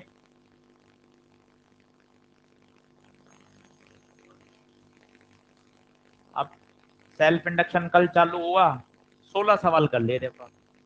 ऐसे करने अपन को, एक टॉपिक पकड़ा सेल्फ, सारी बातें जमाते हुए कितने प्रश्न हो गए, 16। तैयार हो गया, घर पे 20-25 सवाल और कर लिए एक टॉपिक पे, टॉपिक तैयार। ऐसे एक एक एक एक एक एक आगे बढ़ते जाएंगे ना, पूरा सिलेबस एकदम बहुत सिस्टमेटिक तैयार हो जाए। कहीं कोई डर ही नहीं है, कहीं टेढ़ा मेढ़ा भाग ही नहीं रहे ना, बिल्कुल एक सीधी सरल रेखा पे चलना है। सेल्फ इंडक्शन पकड़ा, हर तरह का सवाल ले आओ सर, 16 सवाल कर लिए, प्रोफाइल कॉन्सेप्ट सब लिख लिया। अब एक बार इसको पूरा पढ़ लेना है आपको अच्छे से, सेल्फ को, तैयार हो जाएगा। एक ही होमवर्क में लिख लें।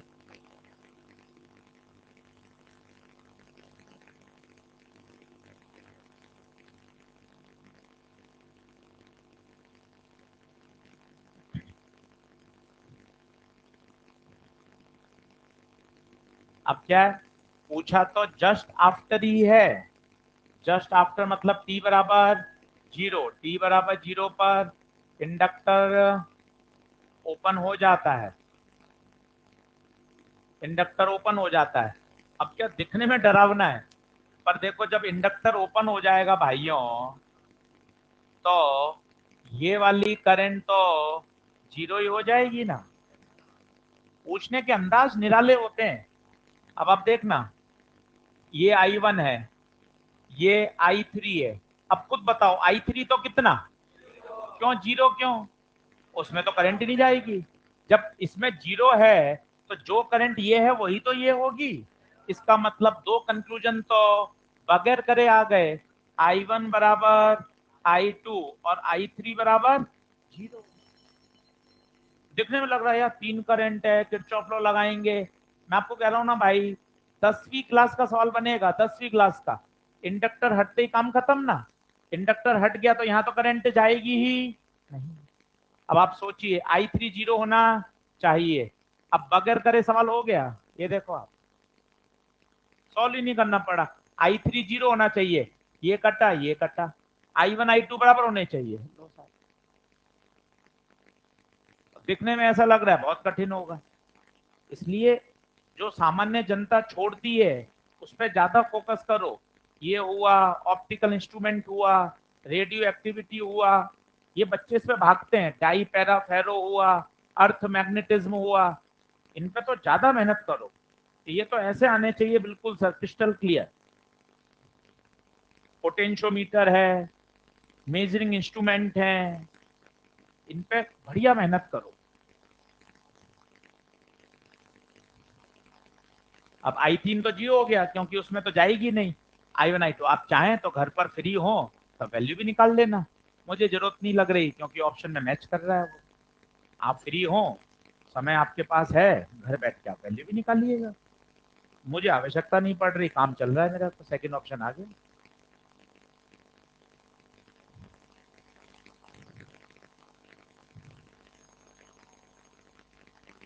बढ़ो आगे।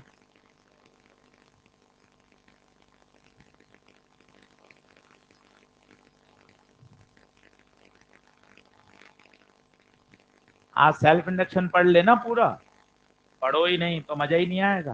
पूरा पढ़ना जहां से सेल्फ चालू हुआ है, और 17 के 17 सवाल एक बार फिर से करना। टॉपिक तैयार ही होगा, कोई स्कोप ही नहीं है अब नहीं का तो। हर बच्चे को सीखना है, सबका हक है। हमें 50 बच्चों को नहीं पढ़ाना है, सारा बच्चा सवाल करे, सब फिजिक्स को लेकर पॉजिटिव रहे, वैसा सब्जेक्ट आना चाहिए।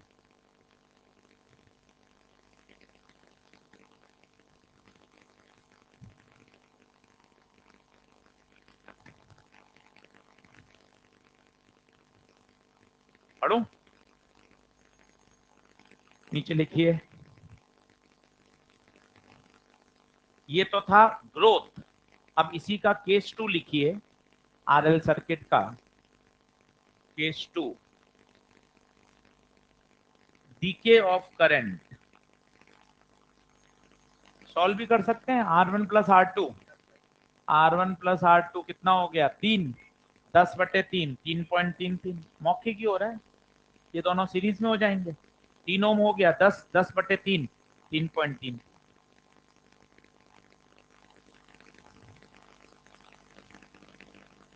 आ रहा है, बढ़ो आगे।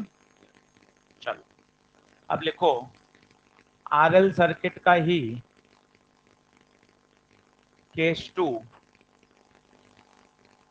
DK of current. Decay of current,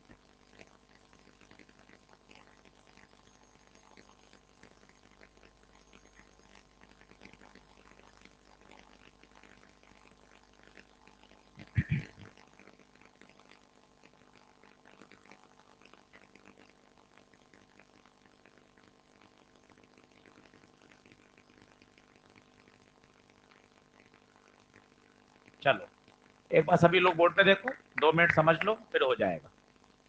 सबसे पहले जब आपने 1 और 3 को बंद किया, किसको बंद किया बताओ, ये सीधा आरएल सर्किट बन रहा है। कौन काम कर रही है, बैटरी।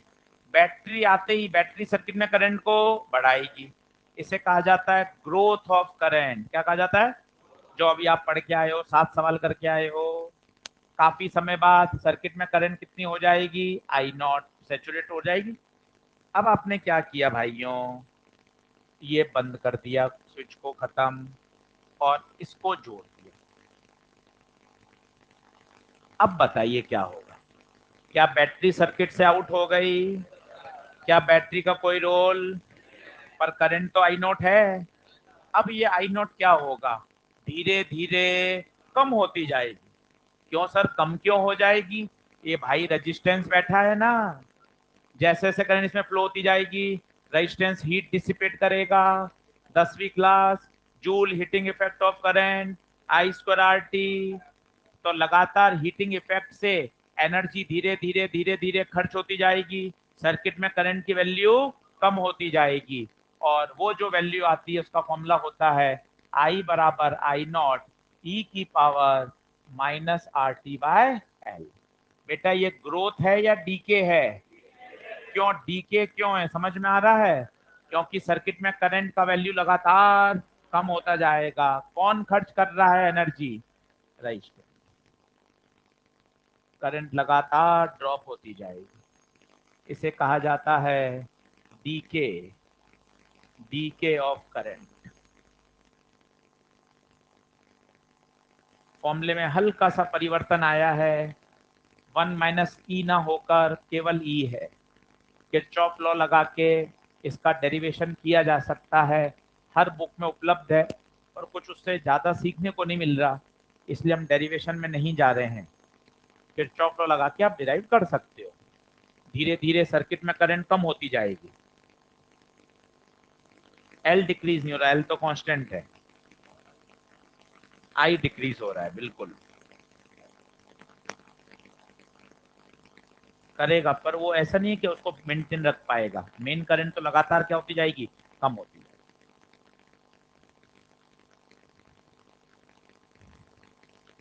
डीके ऑफ करंट, तो सर ग्रोथ का कब लगाऊं फॉर्मूला, डीके का कब लगाऊं? सरल शब्दों में तो सीधी बात है, जब सर्किट में बैटरी दी हुई होती है तब हमेशा ग्रोथ की बात होती है, और जब बैटरी को हटा दिया जाता है तो किसकी बात होती है, डीके की। ये सबसे सरल शब्द हैं परीक्षा के लिए। पिछले सभी सवालों में आप देखो बैटरी लगी हुई थी, जितने प्रश्न किए वो सारे सवाल किसके थे, ग्रोथ के। बैटरी को हटा दिया गया, देखिए आप बैटरी आउट है, अब करंट लगातार कम होती जाएगी। कम होने का मतलब क्या है, एनर्जी डिसिपेट। यहां से ऐसे तीर के निशान भी लगा दें तो और अच्छा लगेगा। ये तीर के निशान क्या बता रहे हैं बताइए, हीट एनर्जी क्या हो रही है, डिसिपेट। ऐसे तीर के निशान लहराते और बना दीजिए, ये और अच्छा बताएंगे कि हीट एनर्जी, हीट डिसिपेट हो रही है, एनर्जी कम होती जा रही है, करंट का वैल्यू कम होता जाएगा, धीरे धीरे धीरे धीरे पूरा एनर्जी खत्म हो जाएगा। अब प्रश्न ये कि सर एनर्जी था किसके पास जो खत्म हो रहा है? क्योंकि आप पढ़े हुए हो तो आपको पता है इंडक्टर एनर्जी को क्या करता है, स्टोर कर लेता है, वही तो खत्म हो रहा होगा। जब आपने 4-5 बार बोल दिया कि एनर्जी खत्म हो रहा है, खत्म हो रहा है, तो मन में भी तो प्रश्न आता है, अरे खत्म कहाँ से हो रहा है, किसी के पास होगा तभी तो खत्म हो रहा होगा। तो किसके पास है पता है वो रुपया, इंडक्टर के पास। अगली आर्टिकल वही हमारी, energy stored in the inductor. अगली हेडिंग डालिए, energy stored in the inductor.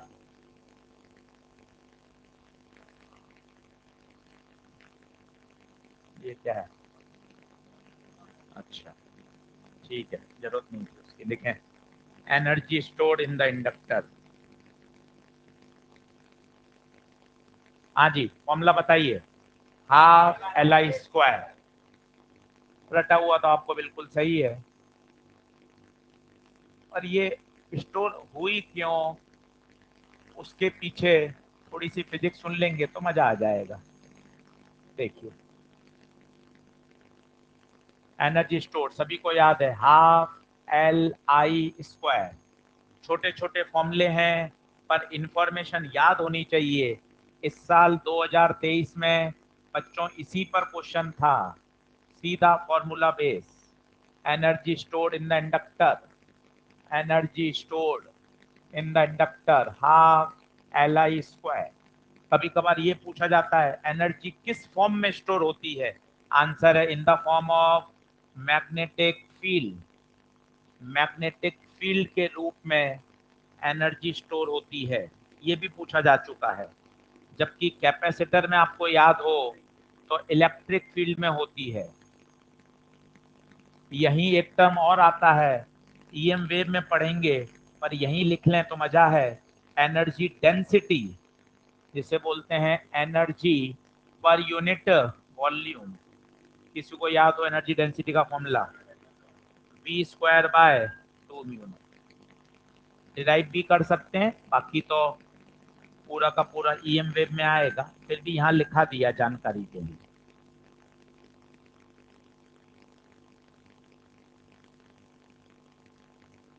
तो 3 बातें तो याद होनी चाहिए साहब। अब सर एनर्जी स्टोर हो रही है, इसके पीछे कोई विज्ञान है, क्यों स्टोर हो रही है? किसी को तो काम करना पड़ेगा, तभी तो एनर्जी स्टोर होगी। वो थोड़ी बातें मैं आपको बोल के सिखाता हूँ ताकि आपको क्लियरिटी आए। फॉर्मूला याद करना एक अलग बात है, नीट का सवाल तो इससे सॉल्व हो जाएगा ½ Li² से। पर अब कुछ बातें और सुनिए। जैसे इंडक्टर है, मुझे इसको चार्ज करना है, जैसे हम बोलते हैं ना कैपेसिटर को चार्ज करना, मोबाइल की बैटरी को चार्ज करना, इंडक्टर को चार्ज करना। इंडक्टर को हम चार्ज कर रहे हैं और इसमें करंट को फ्लो करा रहे हैं। अब जरा सुनना मैं क्या बोल रहा हूं। जब आप इस इंडक्टर में करंट को फ्लो कराओगे तो क्या इंडक्टर अपोज करेगा या नहीं करेगा? क्यों करेगा? क्योंकि करंट चेंज हो रही है, और जब करंट चेंज होगी तो इंडक्टर उसका अपोज करेगा। अपोज करेगा मतलब एक इंड्यूस करंट फ्लो कराएगा, इसी दिशा में या अपोजिट दिशा में? तो इस अपोजिट करंट के अगेंस्ट हमें क्या करना पड़ेगा? वर्क। इसके अगेंस्ट वर्क करना पड़ेगा, और जो हम वर्क करते हैं वही इसके अंदर किसके रूप में स्टोर हो जाता है? एनर्जी। ये वर्क एनर्जी थ्योरम का बेसिक कॉन्सेप्ट है। जब कभी हम अगेंस्ट वर्क करते हैं, जैसे कोई ब्लॉक है जिसका मास m है, तो आप वर्क करते हो तभी तो उसकी काइनेटिक एनर्जी बढ़ती है। हम बोलते हैं work done by all is equal to change in kinetic energy. अगर चेंज इन एनर्जी पॉजिटिव आ रही है, इसका मतलब है वर्क डन पॉजिटिव है। वर्क डन पॉजिटिव है मतलब उसकी एनर्जी बढ़ रही है। कैसे बढ़ गई? ये ब्लॉक रुका हुआ था, आपने वर्क किया, ये वर्क इसकी एनर्जी को क्या कर रहा है? बढ़ा रहा है। एनर्जी को कम भी कर सकता था। कोई बच्चा दौड़ता हुआ आ रहा है, आप अगेंस्ट में खड़े हो गए और ऐसे वर्क कर रहे हो, तो उसकी स्पीड को क्या कर रहे हो? आपका वर्क डन होगा नेगेटिव।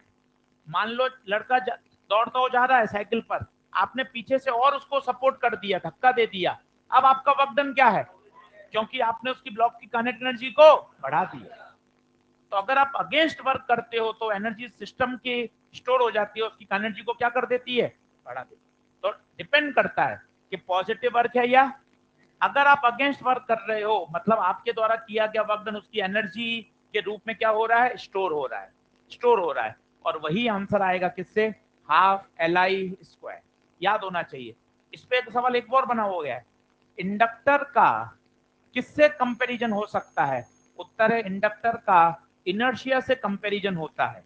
वो देखिए, एक नीचे क्वेश्चन है, what is the physical role of self inductance? Physically the self inductance plays the same role as that of.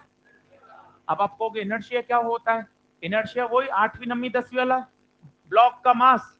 एक अलमारी है, भारी अलमारी, जब आप उसको चलाते हो तो अलमारी क्या करती है? अपोज करती है, तभी तो चल नहीं पाती। इसे बोलते हैं इनर्शिया ऑफ रेस्ट। अगर कोई सीधे डायरेक्शन में चल रहा है तो डायरेक्शन बदलने के लिए आपको क्या लगाना पड़ेगा? फोर्स। इसे बोलते हैं inertia of direction. Inertia of motion, कोई चीज चल रही है, उसको अगर रोकना है तो आपको क्या लगाना पड़ेगा? फोर्स। तो इनर्शिया उसका क्या करता है? Oppose, Newton first law. उसी तरह इंडक्टेंस भी अपने अंदर फ्लो होने वाली करंट का क्या करता है? अपोज। तो ये सवाल पूछा जा चुका है। सेल्फ इंडक्टेंस का तुलनात्मक अध्ययन क्या है? Same role as that of inertia. पूरा पढ़िए। It is the electromagnetic analog of mass in mechanics. So work need to be done against the back EMF. Back EMF क्या होता है? इंडक्टर जो इंड्यूस ईएमएफ पैदा कर रहा था, कितना? -L/di/, उसे बोलते हैं फिजिक्स की भाषा में back EMF, opposite, in establishing the current. अब वापस सुनिए मैं क्या बोल रहा हूं। आप करंट फ्लो कराना चाहते हो, यस। इंडक्टर उसका क्या कर रहा है? अपोज। इस अपोजिशन के अगेंस्ट आपको क्या करना पड़ेगा? वर्क। वही तो वर्क एनर्जी के रूप में स्टोर हो रहा है। इसको अलमारी से समझिए, अलमारी रुकी हुई थी, आपको वर्क करना पड़ेगा, अलमारी दौड़ने लगेगी, अलमारी के पास क्या आ जाएगी? एनर्जी। कितनी? ½ mv²। तो ½ mv² कहां से आ गई? आपने वर्क किया, वही तो वर्क उसकी एनर्जी में आ गया। तो हमें वर्क करना पड़ा, वही वर्क इंडक्टर में किस में स्टोर हो गया? In the form of energy. तो ये वाली बात लिख लीजिए, ये पूछी जा चुकी है। Physical role of self inductance. Self inductance का वही रोल है जो मैकेनिक्स में किसका है, मास का।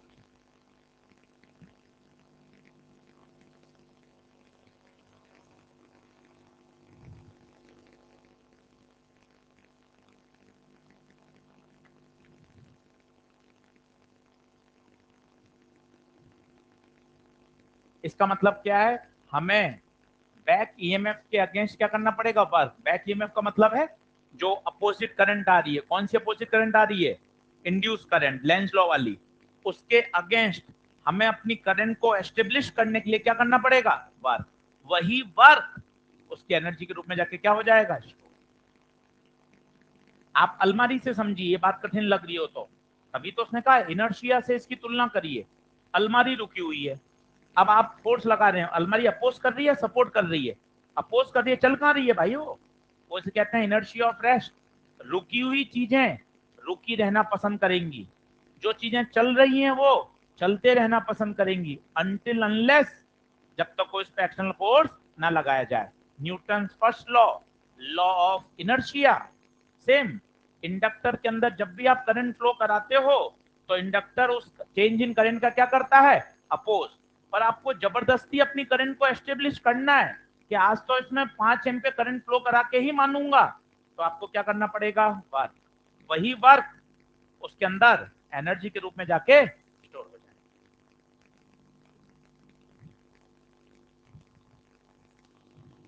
नहीं नहीं, प्रोपोर्शनल बोलते हैं, बराबर नहीं बोलते हैं।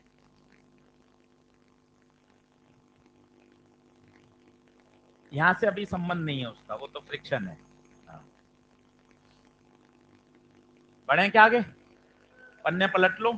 सेल्फ पूरा हो चुका है, सारे प्रश्न कर लिए, सारे कॉन्सेप्ट लिखा दिए। आज आपको घर जाके सेल्फ इंडक्शन बढ़िया तैयार करना है। अब मेहनत करेंगे कल से म्यूचुअल इंडक्शन पे।